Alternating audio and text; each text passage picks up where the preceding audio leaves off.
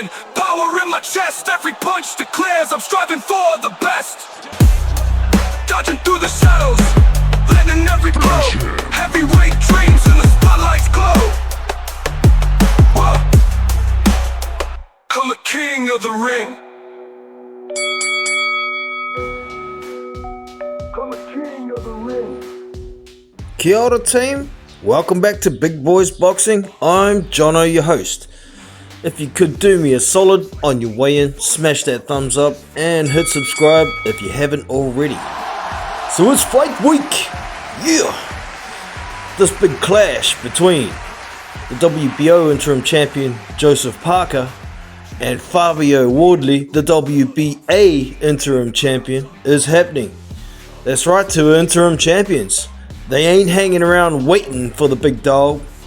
They're gonna get this. So, let's get a prediction into it. In this video, I'll talk about style matchups, some of their past record, and what I think's gonna happen. So strap in, and let's do it. Let's get ready to rumble! So Fabio Wardley is 19-0 with one draw.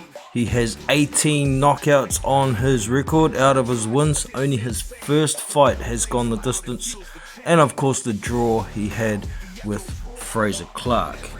He is 30 years of age. He will have youth on his side. He has a 78-inch reach and he is 6'5".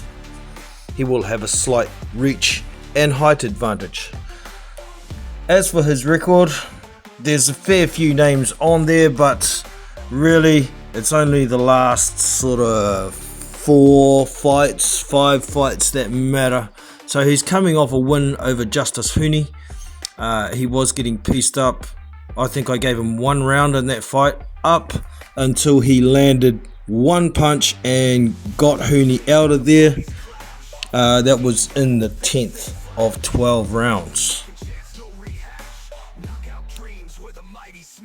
Before that, he had his first round splattering of Frazer Clark. He absolutely caved his face in the first round. It was pretty gruesome to watch. But that was the rematch after the first fight they had, which was deemed a draw, split draw. So it is what it is. Before that, he fought David Adelaide in a pretty decent fight. He managed to stop him in the 7th, and prior to that, we start getting into the lower levels like the Michael Polite Coffey, Nathan Gorman, Chris Healy, Daniel Martz, Nick Webb. That was the kind of first decent step up. Nick Webb, he managed to get him out of there in the first round, but he did get tagged a little bit before he got caught. Before that was Eric Molina. Not even going to bother mentioning the rest. The first fight as a pro that he had was against Jacob Wojcik, and that was the one that went the distance. It was only a 4-rounder. So there you have Fabio Wardley's stats and everything you need to know. Let's move on. So Joseph Parker is 36-3. He has 24 knockouts in his win column, the 1 stoppage to Joe Joyce in his losses column. He is 33 years of age. He is 6'4". He has a reach of 76. Some places it says 78. So not 100% sure. I think he'll still have a slight reach disadvantage in this matchup. So basically 2 different careers for Joseph Parker. His last few fights are one of the better streaks of anybody in the heavyweight division. His last fight was Martin Bacoli, knocked him out in the 2nd round. Yes, it was 48 hours notice, but that shouldn't affect your chin, and he hit him in the head. So 1 punch KO for Parker. That don't happen very often. Before that was the Big Bang, Zhili Zhang, went the distance.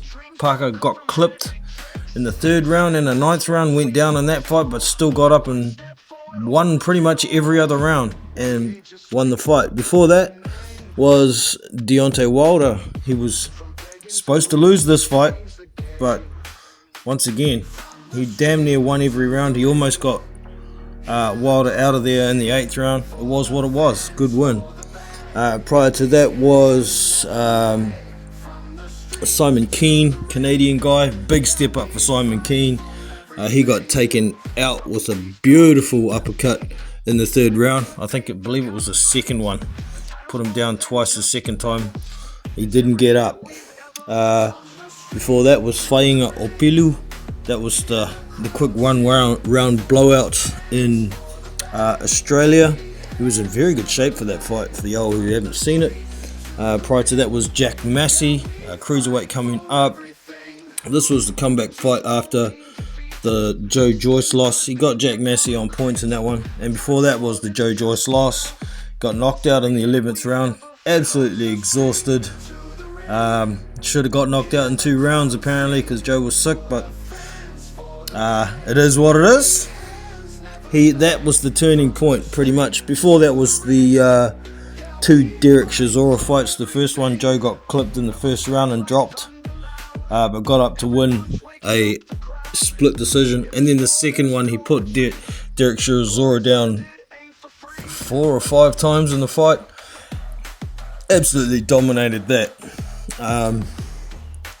Before that was Junior Farr, and then we're getting into before he joined Andy Lee. The first Derek Chisora fight was the first Andy Lee fight, and then after the Jack Massey fight was when Joseph Parker hooked up with George Lockhart, his strength and conditioning coach, who has done wonders with Joe. So those are all the stats for Joe Parker. Now what's going to happen in this fight? So in this fight there's a pretty obvious experience and skill level gap. Fabio Wardley's pretty rough around the edges, but he can punch like a mofo.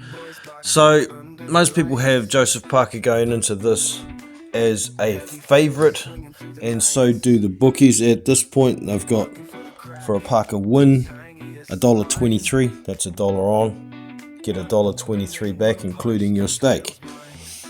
Fabio Wardley at $4.50 just for the win. Now that's pretty good money for a little hedge, and I think that would be wise in this case. But we have a look at methods of victory here. The bookies are favouring Parker by stoppage at $1.91, by decision at $3.20. That's worth a little tickle too at $3.20. Many would be picking Parker by decision in here, but moving on. Fabio Wardley by stoppage $5.50. That's definitely attractive too, isn't it? Because it could definitely happen. Wardley on points at $11 with good reason. I don't really think Fabio can win this one on points. And as for a draw at $19, nah, I wouldn't go near it. Now, many are looking at the Justice Hooney win by the 1 punch after losing damn near every round for Fabio, and thinking, well, Joseph Parker is a much better version of Justice Hooney. No, he's not. Justice Hooney has a lot of volume. He throws a lot of volume, and he's up on his toes a lot. Maybe the old Joseph Parker was a lot more like Justice Hooney, with possibly less volume and less aggression. But these days, Parker's heels are down. He's ready to punch all the time. He's getting low, moving, rocking forwards and backwards over the front foot, trying to invite punches that he can counter. It's a much different fighter than Justice Hooney. The pace of the fight, I don't think is going to be a problem for either guy here. If anybody's going to have problems with pace, it could possibly be Parker. However, I think the biggest teller here for me is I believe Fabio is much easier to hit. And in past fights we've seen, he does get hit, and then he goes into, like he calls it, Super Saiyan mode, and it's like a switch has been flicked and he gets it back, and usually it comes off, but he's still pretty wild when he does this. Joseph Parker these days is very reactive, and he doesn't let people push him around anymore like he used to be, on the back foot and chin up in the air all the time. He doesn't do that, and I believe he's throwing his punches a lot harder, not just because of his extra weight, because of what his stance is doing. He's always ready to punch, and punch heavy these days. He probably still has quicker feet than Fabio when he wants to use them, but it's not often he does use the fast feet anymore. He uses them more cutting angles and in and out of range, but not up on toes and skipping around as much as a Justice Huni. So a couple of interesting points there, but Fabio, if he can land a big punch and really hurt Joe, it could flip the script. The unorthodox and not as well refined punching style of Fabio is like a wild card in this fight. That's why I think Fabio by stoppage at 550 that the bookies have got there is another good hedge. My main bet, I'm tossing up between Parker by stoppage and by decision, but I think I'm leaning towards a stoppage round 9. About round 9. Yeah, round 9, that's what I'm picking. Joe Parker by stoppage round 9, and I think he's going to catch Fabio with something substantial, and it's going to rock him. I believe Fabio won't go down because he's tough, and he'll try and turn that Super Saiyan on, but I think he's going to have a bit too much taken out of him with the picking and poking that Joe's going to do, slipping in an odd right hand, a few really good jabs to the body, but I'm not so sure. I mean, the doubts still haven't fully gone from my mind about Joe putting it all together all the time, partly because there's some question marks over a few of his last few wins. Even though they're great names on paper, there's, what was left of Wilder after Fury had smacked him over a couple of good times. Obviously, everyone's saying in hindsight that Wilder was shot then, but it's still a name. Then there's Zhili Zhang, Joe deep used him, made him put his hands away most of the fight, and his stamina was too low. We saw what Caveat did to him afterwards, and everybody's that wasn't so good. But also the Martin Bakole one, great name on paper, but 48 hours notice.